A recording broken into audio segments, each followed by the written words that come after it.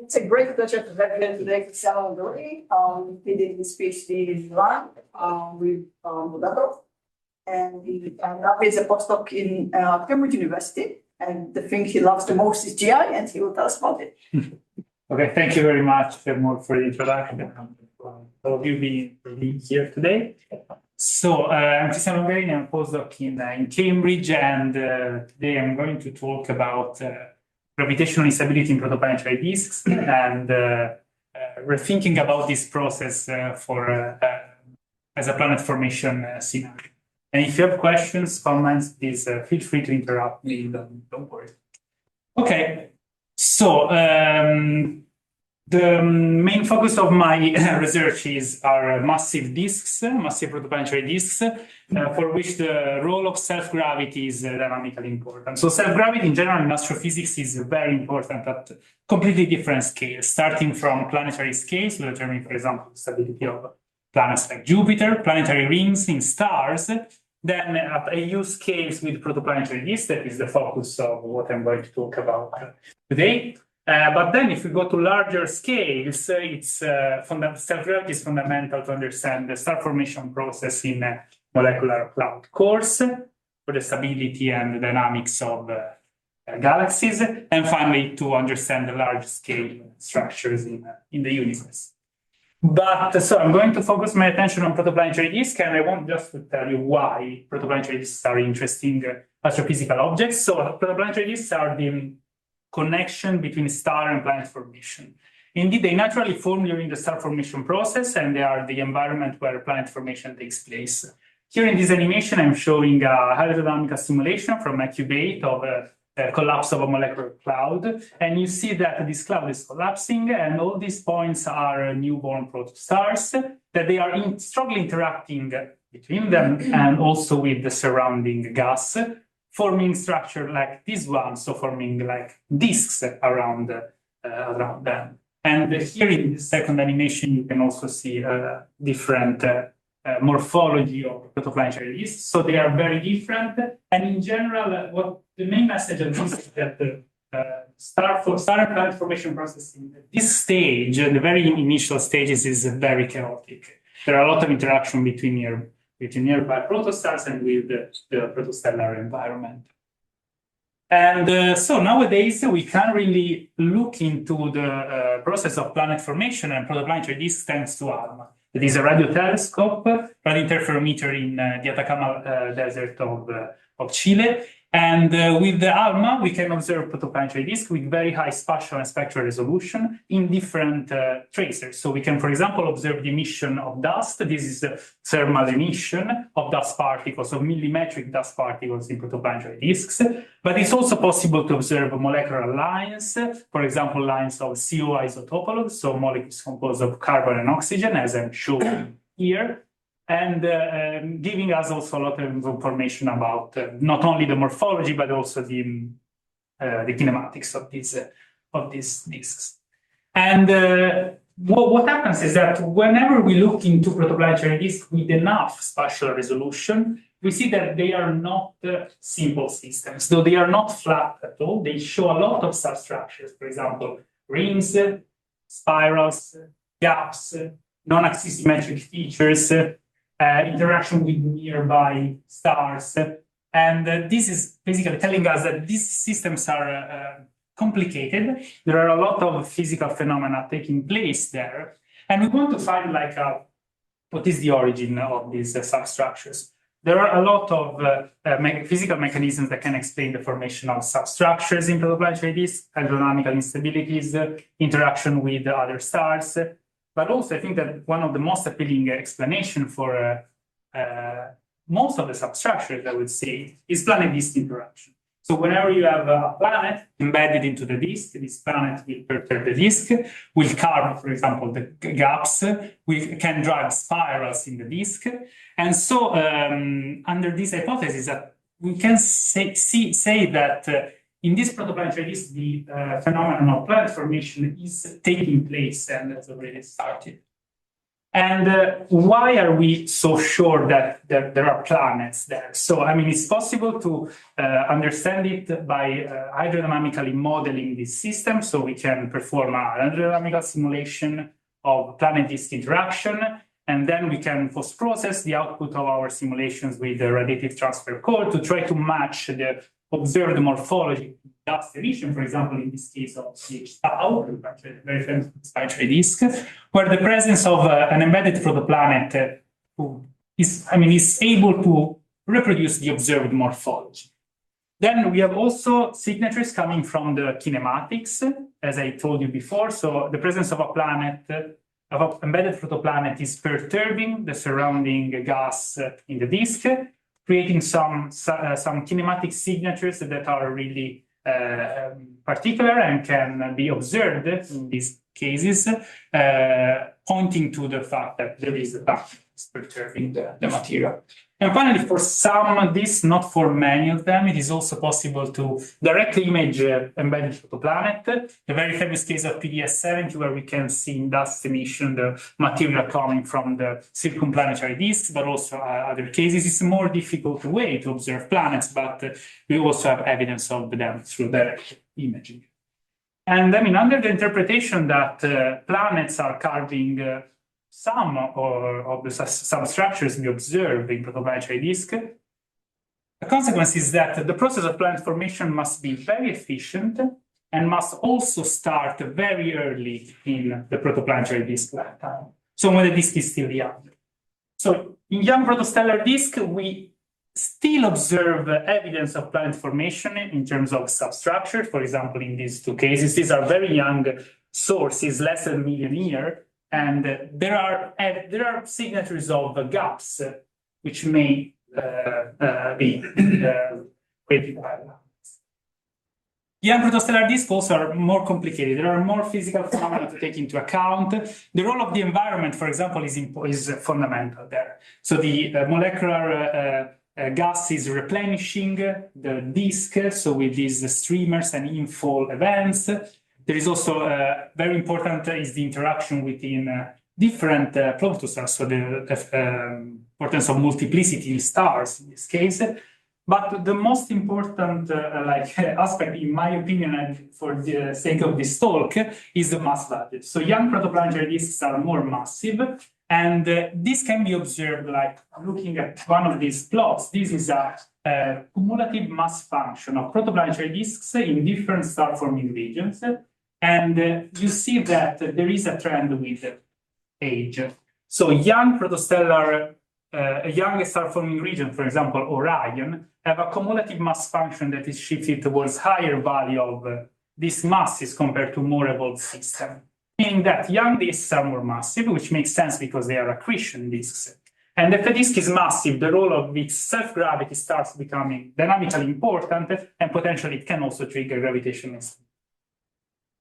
So when does the effect of self-gravity become important? So, I mean, we can discuss about the exact value, but just to give you like an order of magnitude estimate. So the effect of the disk self-gravity, so when the gravitational potential of the disk becomes a significant fraction of the star one, is whenever the disk to star mass ratio, so the ratio between the mass of the disk and the mass of the star, is of the order of, let's say, 5%, more or less. It can be a bit less, can be a bit more, but this is just to give you an idea of the numbers we're talking about. And the first consequence of the self-gravity is that it's changing the equilibrium state of the disk. So the hydrostatic equilibrium of the disk is changed because, of course, we need to take into account an additional component to the gravitational potential. And also the centrifugal balance changes. So what happens is that a particle in the outer disk will rotate faster because it will feel the gravitational pull of the star, but also of all the disk material within its orbit.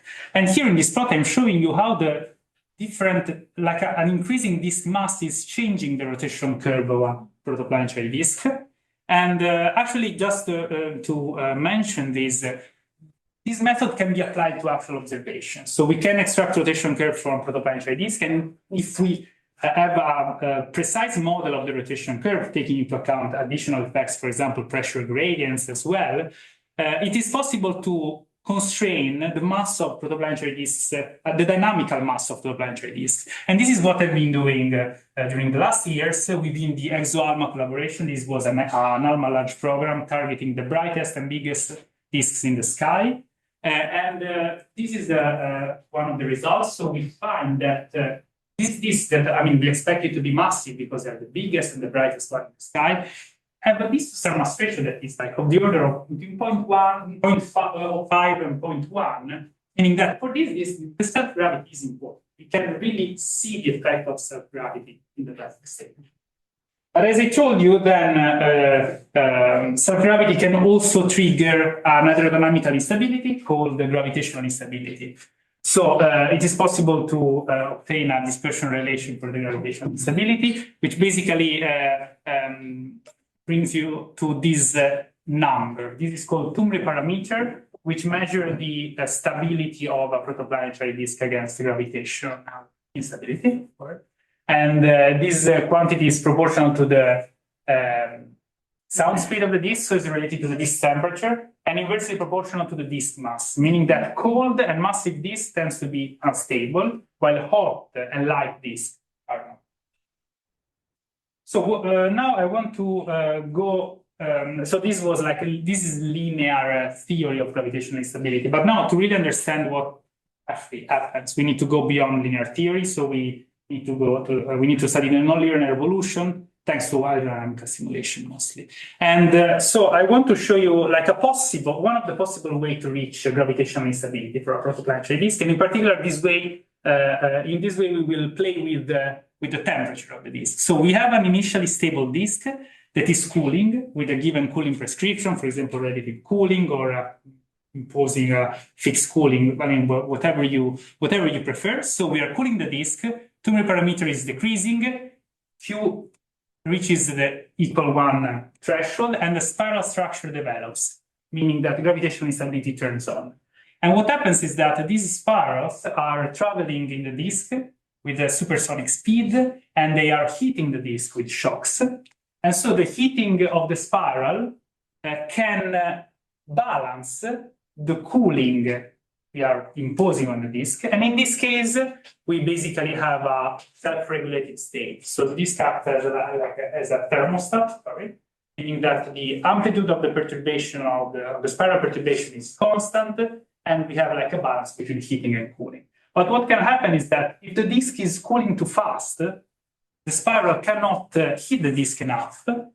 So what happens is that the disk will fragment, forming a gravitationally bound object. And this is something we can observe in hydrodynamical simulation. So in this first simulation, this is a thermally regulated disk. So here we have that the cooling and the heating are balanced, and so we have this spiral structure with constant amplitude. That is transporting also angular momentum. While in this case, you see the disk is cooling too fast and it's fragmenting, forming this gravitationally bound object. What's the difference between, so you said this is balanced, this is not balanced, but are you balancing that in real time, or is there just a difference in cooling prescription? There's a difference in cooling prescription. Here the cooling time scale is longer compared to here. Okay, and that's the only difference? That's the only difference, yeah. And okay, so now we see that this is here we formed a gravitationally bound object, and the first question may be, can this be a planet? Of course, it is like fair questions, but so this also historically gravitational instability has been proposed as a planet formation scenario for massive planets in the outer disk. It's a very efficient mechanism, it's super fast. But so when we estimate theoretically or through simulation the mass of this object, we see that it's of the order of 1 to 10 Jupiter masses, which in principle is okay, but we need to remember that this is just the initial mass of the fragment. The fragment will start accreting the mass in the disk because the disk is very dense. So it's a very dense environment. It will start accreting a lot of mass very fast. And this is eventually forming is more likely to form a stellar companion. So this is like more a star formation mechanism rather than planet formation. And so what I will do now is to focus on the self-regulated state. So in the case where we don't fragment in gas, And what I want to study is the role of dust particles in young protoplanetary disks to see whether it's possible to form rocky planets thanks to gravitation. So, yes. Say you can form a stellar companion. Does that work, even considering that this composition is presumably very different from the one of the star? Yes, so I mean, of course, yeah, if we form like a stellar companion in this way, it will be like the composition of this secondary star is going to be like as the disk composition rather than the center. Which is, I don't know, I don't have a feeling for how different, but I suppose. Oh, honestly, I mean, this is not my expertise, to be honest. I think it would have a very high metallicity, I suppose, but I don't know. Yeah, because I mean, of course, yeah. Here we have also in the disk there is also dust. So of course, dust will be also part of this fragment. But still, I don't know if this is something actually we can probe. So Well, it's the attempt this. So the metallicity increases as a function of time because the gas is evaporating, but from the disk, right? So that would be the biggest origin for the difference between the metallicity of the object and the metallicity of the companion. But you said that those are very young, right? So, yeah, those are very young. Yeah, yeah. So we expect, probably this is not actually that different. I think people usually consider like stars that form from disk fragmentation to be like similar, like the So they form quickly enough that there's no time for the metallicity to spike. Change. Okay. Thanks for the comment. Learn something new. Okay, so interplay between dust and gravitational instability. So we know that in protoplanetary disks we have also dust particles, not just gas. Dust particles are fundamental for planet formation because, of course, we form rocky planets. Rocky planets are made of dust particles. And when we study dust dynamics in disks, we need to take into account two main phenomena that are going on there. The first one is dust trapping. So dust particles tend to concentrate in pressure maxima in protoplanetary disks. And spiral arms are pressure maxima. So dust particles will tend to concentrate within spiral arms. And so the so-called dust to gas ratios, the ratio between dust and gas density will increase in spiral arms. But at this, so rho d over rho g, this quantity is going to be very important in this case.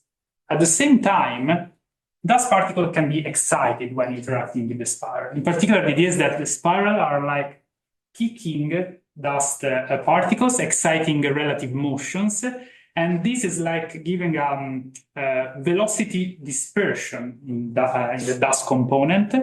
And this is stabilizing the dust against like the concentration and the possible gravitational collapse of dust particles. And we measure this with this quantity that is just an average of the dispersion of velocity in a given location.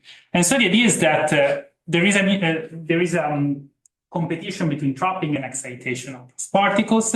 And what we want to understand is what are the best conditions for dust to concentrate enough in spiral arms to eventually collapse, forming rocky cores of planets.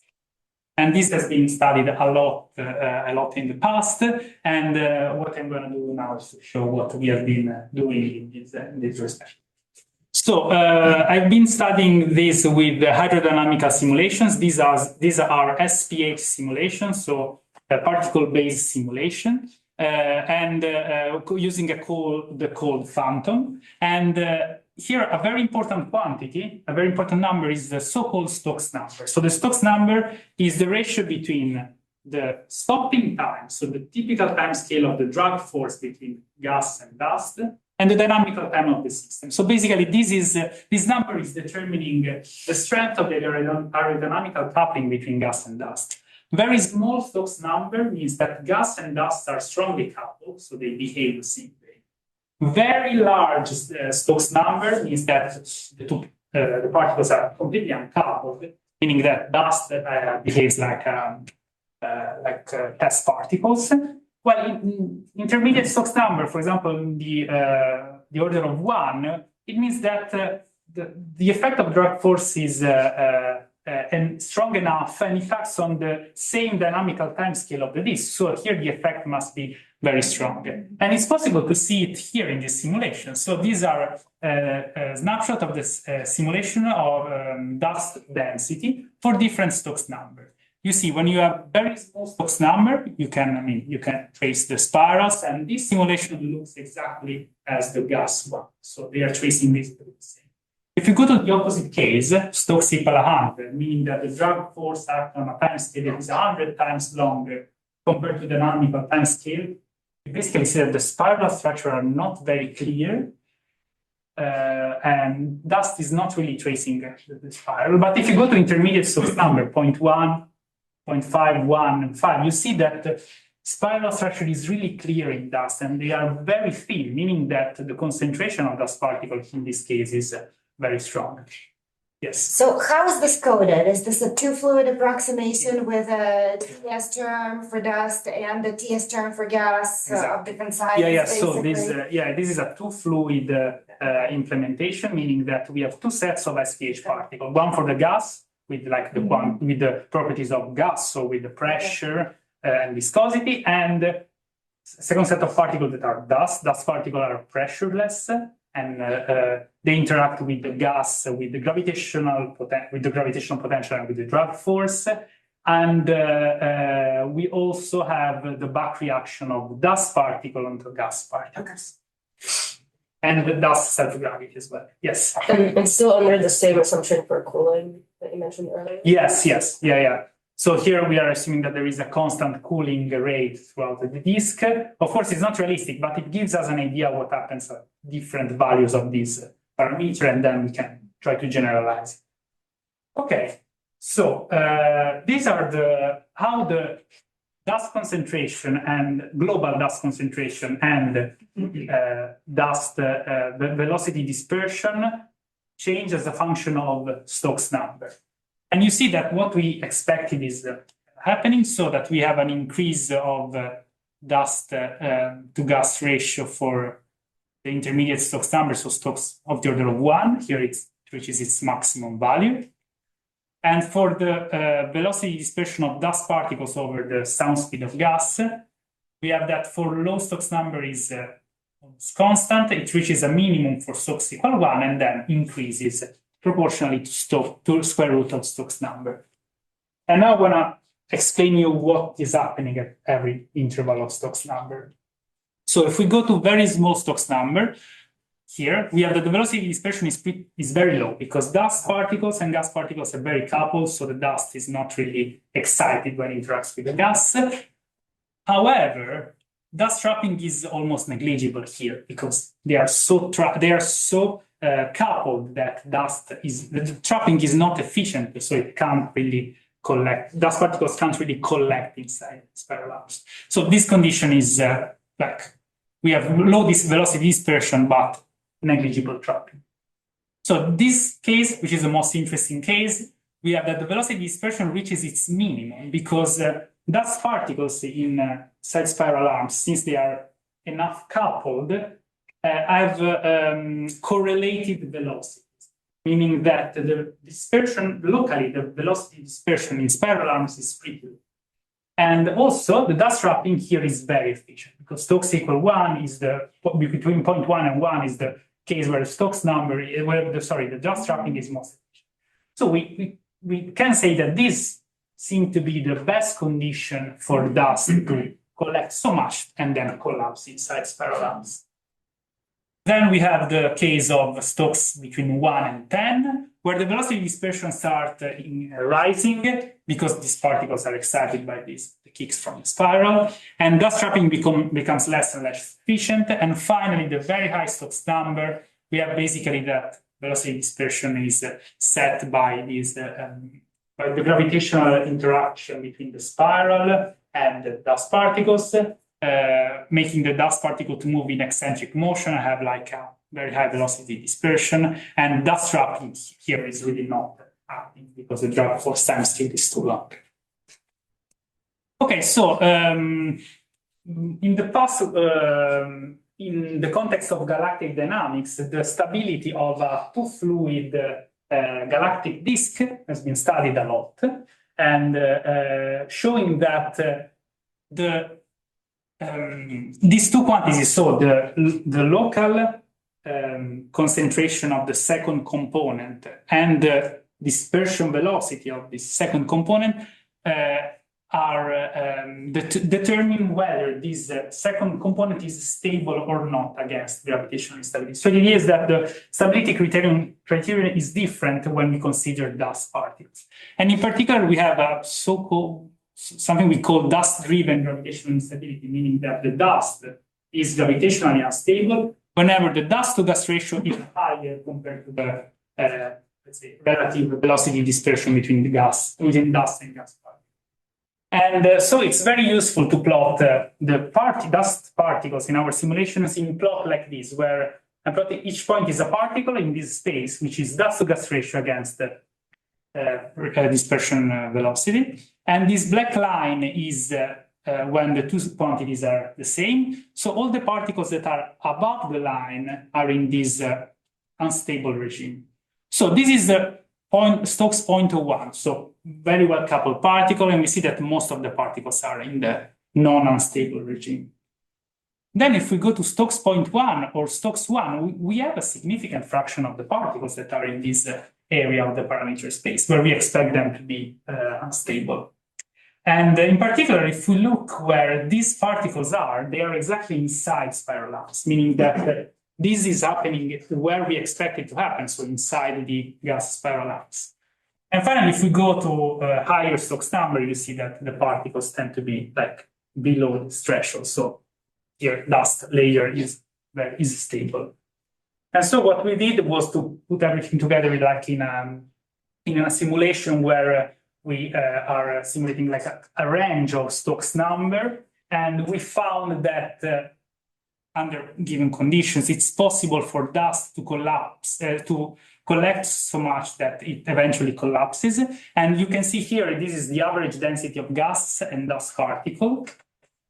What happens is that just dust particles are collapsing, so the gas is not.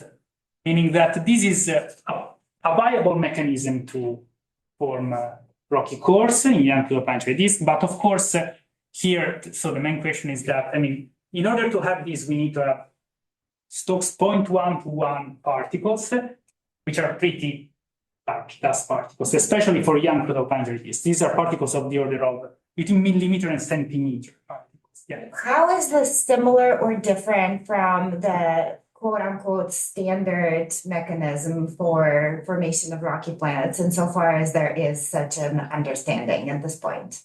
So, I mean, I think that for formation of rocky planets, the most so the theory that is more interesting, I think, it's the core accretion theory, which is like a theory according to which dust particles grows from micron to eventually forming planetary cores. But the problem of this core accretion theory is that the timescale of formation are very long. While this is not. So this is pretty short, happens in a pretty short time scale. You see, of the order of dynamic of time. Right. So the core accretion, like, so the bottleneck is to sort of go through these exact sizes or not? Oh yeah, okay, no, you talk about the meter size barrier, okay. Yeah. So yeah, no, the problem, indeed, also another problem of core accretion is that for particles with a Stokes number of the order of 1, we expect also radial drift to be very, very efficient. So this particle must migrate towards the central object in a very short time scale and eventually like being complete. And this will be completely with lack of the dust particles. A possible way to overcome this problem is by creating substructure, for example, spirals, which are collecting dust particles. Yeah. Yeah. What happens if you have multi-species rather than one? I will show you later what happens. Yeah, of course, this is what I showed you so far is for the so-called monodisperse case, so just a single Stokes number. But it's possible to show what happens also for multi-species. Is this number reasonable? 0.2? this total dust mass divided. No, this is disk mass over star mass. Yeah, and we always early stage. Yeah, we It's this is very very early early stage, and we always assume that the dust to gas initial dust to gas ratio is 10 to the minus 2. Global. Yeah, the global one. Yes, What is the stellar mass? one solar mass. Yeah, here it's one solar mass. Okay, so Does the distance from the star matter? Is this any more or less efficient at different distances So from the star? we tried to evaluate this. We couldn't find something strong. What I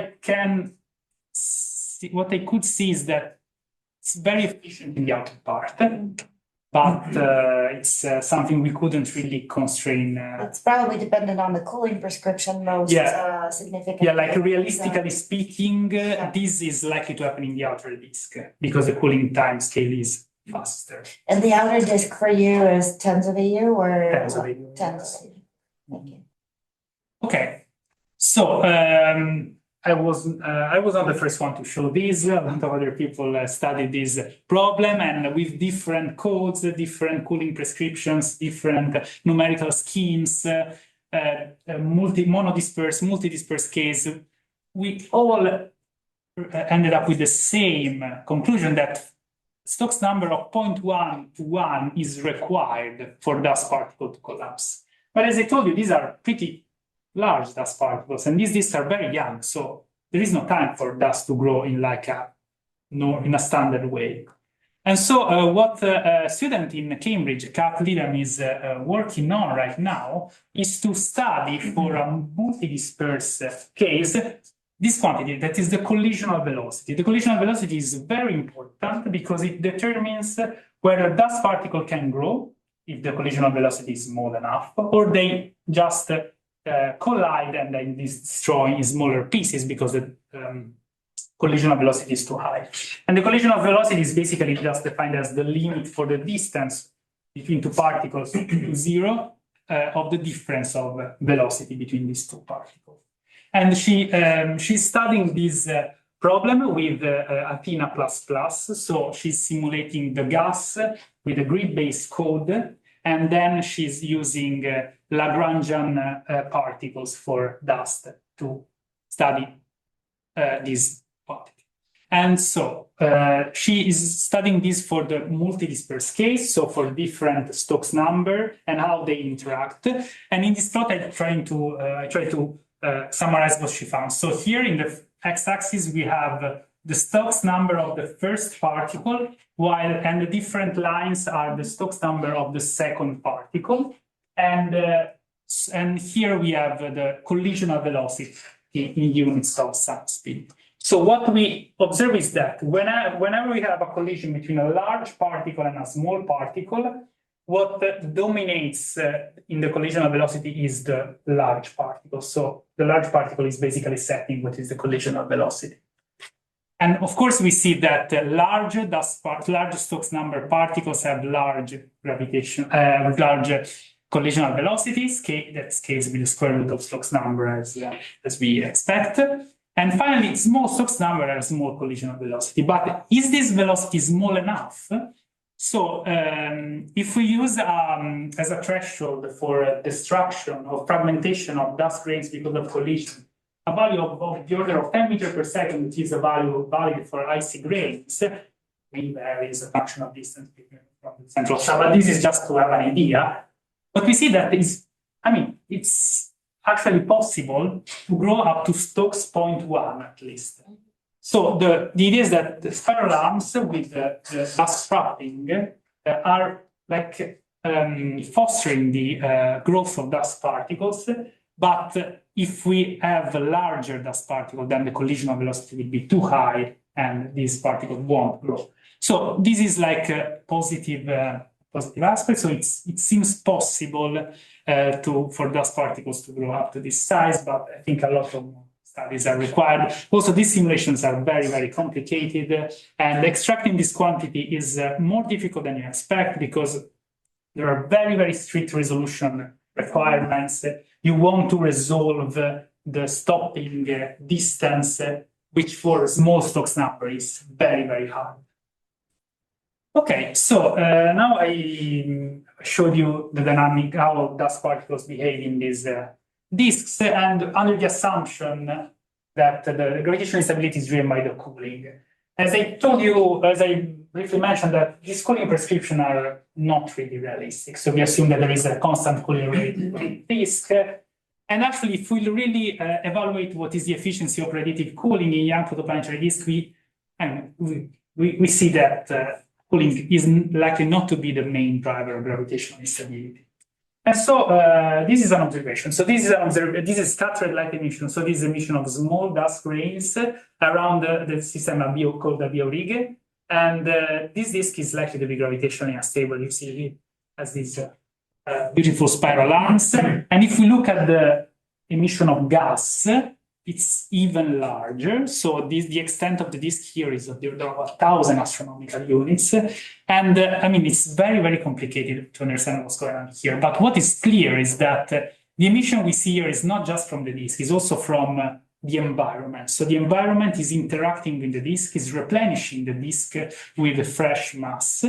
And this makes even more sense if we zoom even out and we see that Biorige is in this crowded region of the molecular complex.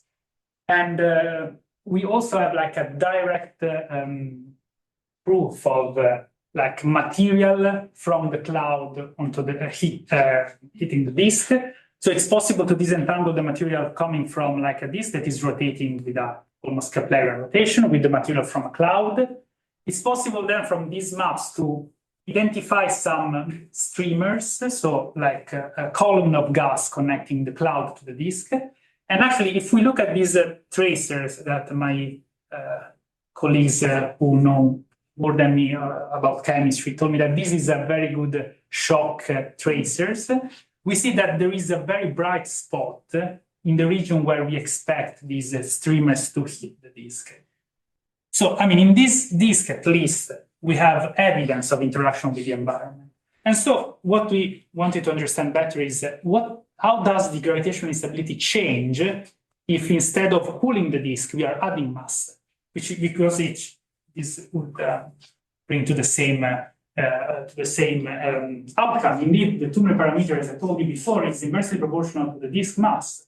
So the idea is that when the instability is mass regulated, we start with a stable disk, we add mass with a given injection rate. Tumor parameter decreases, Q reaches equal 1, spiral structure develops. And in this case, the self-regulation works a bit differently. So it's not anymore regulated by temperature, but is regulated by mass.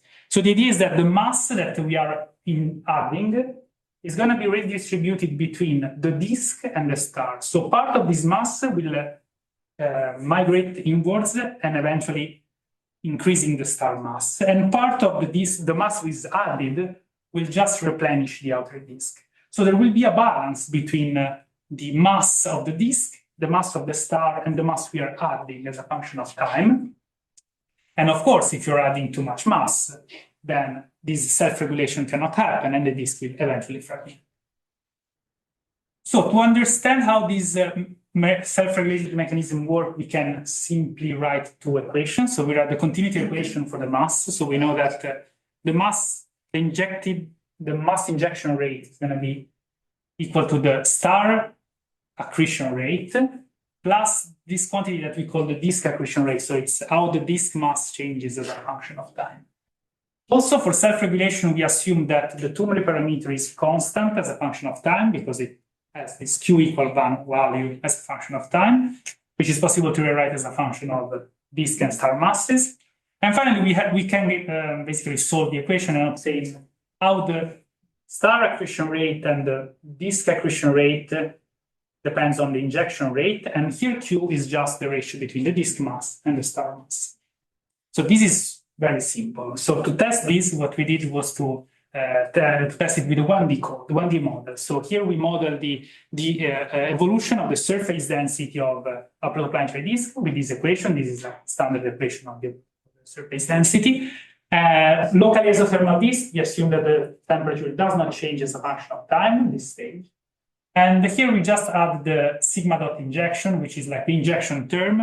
And here we assume that the mass, it's very, very simple prescription. So here the mass is just added at a given radius in the disk with the same velocity of the disk at that location and with a fixed injection rate. In order to describe gravitational instability here in this picture, we need to play with the viscosity. So here we assume that the viscosity basically activates only when the disk is gravitationally unstable, using a prescription by Lin and Pringle of 1987. So basically, when the disk is unstable, so when Q is equal 1, then transport of angular momentum turns on and mass can be transported. So these are results of the codes. For example, this is how the surface density change as a function of radius changes for different time. So you see that the disk becomes more and more massive, and also it spreads out. And this is, for example, the tumor parameter as a function of radius, and for different time, where you see it's like it's constant at Q equal 1, meaning that the self-regulation is taking place here. And so here are the global quantities as a function of time. So star mass, the blue line, disk mass, the orange line, and the disk to star mass ratio, the green line.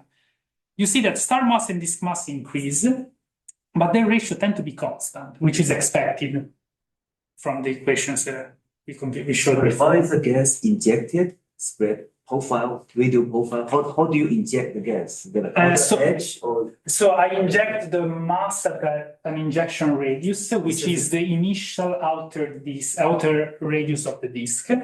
And I don't change the injection as a function of time. In my simulation, I tried different injection locations. This injection, you're imagining this gas is being assembled, basically. It's part of the assembly process. Yes. So actually, this is something I'm doing now. But here in what I'm showing you now, the disk is already there, and I'm just adding mass to a pre-existing disk.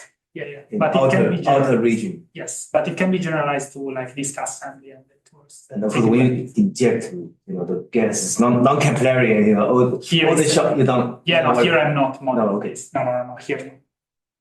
And and here in this plot, I'm showing you the derivatives of these quantities, and the dashed lines are the values expected from the simple equation I showed you before.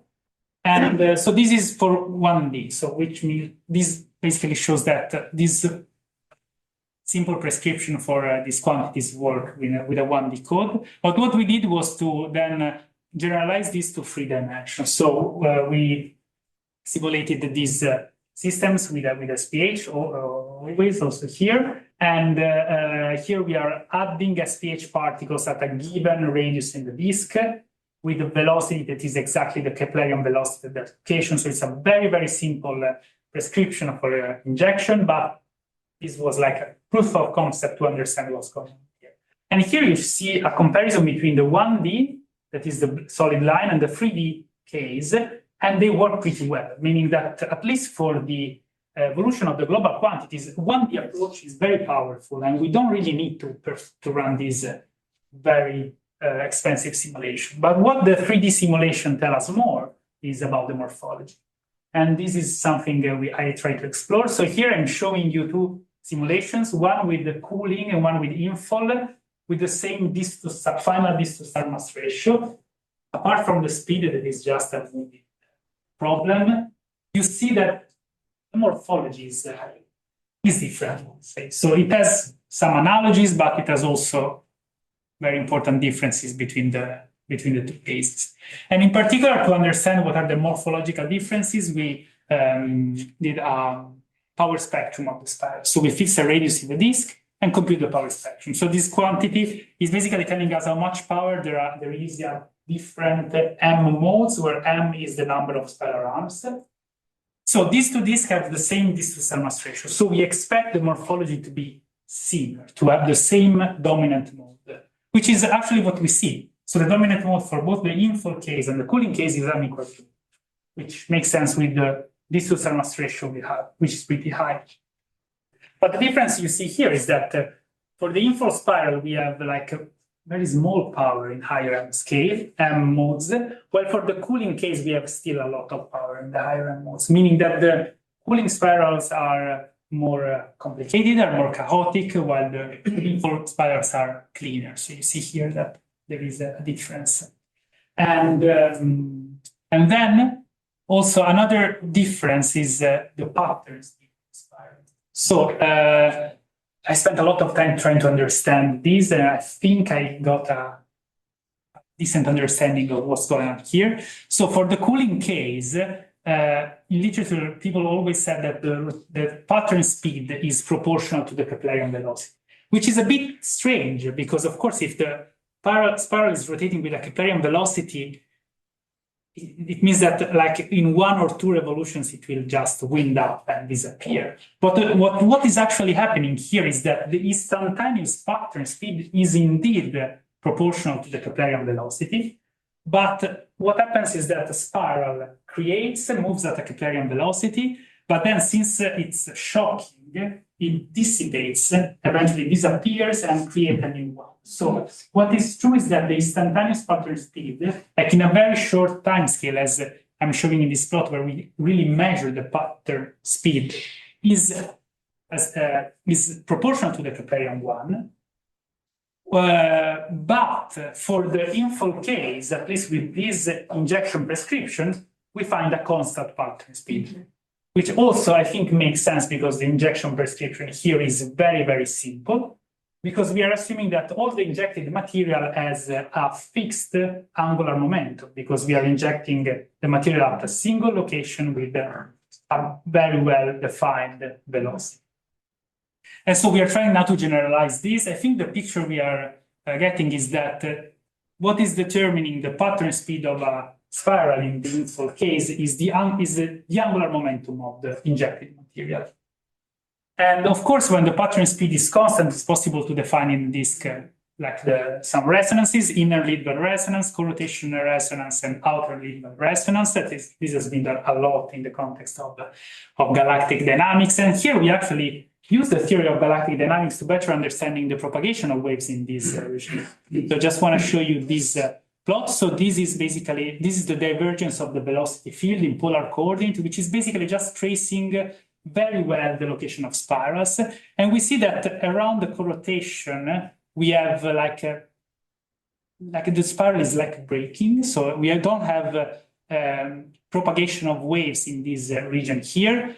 And so, but actually this can be explained. So if we use the quadratic dispersion relation and we study how for a fixed pattern speed, how the wave number changes as a function of radius, we see basically that between co-rotation and approximately the outer Lindblad resonance for this Tumri-Q profile, we have an evanescent region, meaning that here the propagation of waves is not possible. And this is pretty much and pretty well what we see here.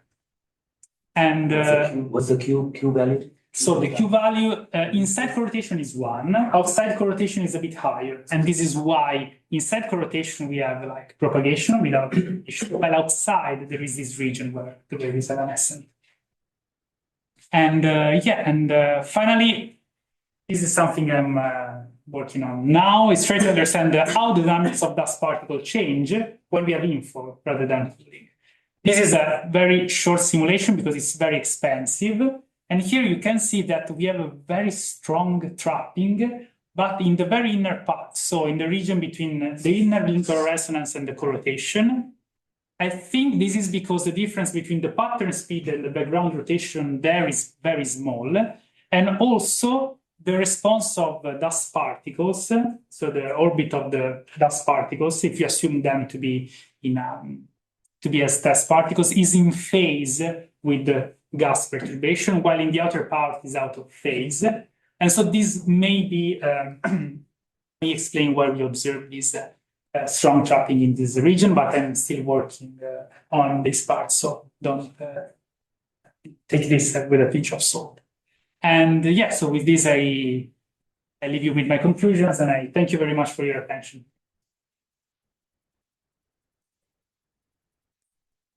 For the great talk. Any questions? Yeah, hold. So you talked about kind of this mass delivery is a new way for kind of getting this equilibrium state. You also showed the SO tracing, the kind of shock heating as well. So you're modifying the mass there, but you also expect like enhanced temperature, which would kind of resist this as well. Yes, yes. Yeah, of course. What I showed you here for the model of Infall is very, very simplistic. We assume that the temperature is not changing at all. While of course we need to take into account this effect, especially when we have like streamers hitting the disk at different velocities. So we have a shocking velocity, a shock density, and this will change. So what I'm trying to do now, but at this stage just with a 1D approach, is to evolve the disk also by changing the temperature, taking into account the radiation from the central star, viscous heating, and also the accretion luminosity. But in order to properly model the observation I showed you before, we really need like to couple probably hydrodynamics with radiative transfer, which is can be done. It's pretty. So there is a bottleneck here for this rocky planet formation mechanism again, which is that you can trap the dust particles, but you cannot grow them because the velocity dispersion is high, right? Like that's basically where the current situation is. Okay, so what is the long term? So you know, your simulation sort of stops you get to a certain point, you have the same global gas to gas ratio, but what are the long-term prospects like physically? So let's say that we get to the 10 to the 6 years and we start photoevaporating the gas from the disk. Does that make, what happens to your parameters, right? Like, is the dust still clumped? And then is the growth enhanced? Or it's the other way, like the whole mechanism is immediately suppressed when you have started photoevaporating gas? Yeah, that's a good question. And indeed, like trying to put this in the evolutionary perspective, I think is very important. So what we believe is that, in order for this planet formation scenario to take place, the disk must be gravitationally unstable. And we know that the disks are usually unstable in very early stages of their life. And so the idea is that we expect that the disk after its formation becomes stable. If possible, this mechanism acts, forming this planetary cores, and then the disk mass will decrease as a function of time, and so this mechanism will be suppressed.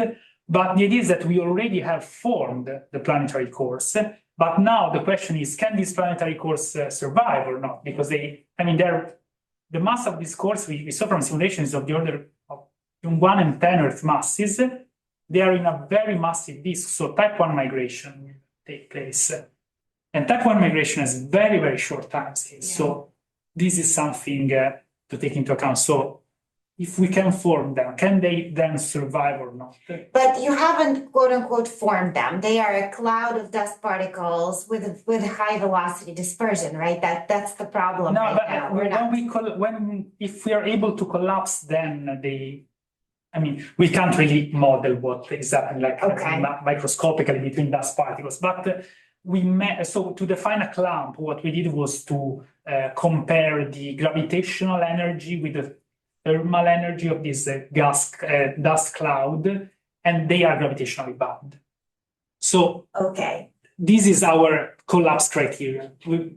It's of course it's very simple. So why are you worried then about the high velocity dispersion? It is that because in order to collapse, we need the lower velocity dispersion. Yeah. Okay. So, Hans Bayer last year has a paper to show when Stokes number is 0.01, like 10 times smaller, it may still be possible to collapse, but metallicity needs to be twice slower. So that may help you for this mechanism to work, because now you don't need really 0.1, but Stokes number 0.01 is a lot easier. Yeah, that would be even easier. Yeah. Would be even easier. Yeah. What we found is that 0.1 is the minimum value, but I'm more than happy to hear that it's even possible. Higher than solar metallicity. Higher solar metallicity. Yeah. Okay. But it would be even easier. Yeah, in that case. Colin? Yeah, you had the plot of your kind of Fourier decomposition of the arms. There was this kind of preference for even modes in the arms. Can you explain that? Can you explain that? I don't know if it is. I mean, I really don't know if it's an artifact of the way in which I compute the power spectrum. I know there's a preponderance for the n equals 2 mode is the one that can support the largest kind of angular momentum flux in a nonlinear state before it breaks in Arn solutions. So I don't know if that extends to like higher order even modes, but maybe. I mean, I still don't understand this. I tried many times to redo this, and I always get this. So I don't know if it's like an artifact of my Fourier decomposition, but I don't think so. I think the Well, three. it's m equals to 2 right there. Yeah, m equal 2 is the dominant one, of course. Yeah. Yeah, the m equal 2 ones I think could be understood, but whether or not that extends to the higher order ones. Yeah, no, that didn't. Okay, thank you. Thank you. Okay, any last questions? Okay, then we'll thank Cristiano again.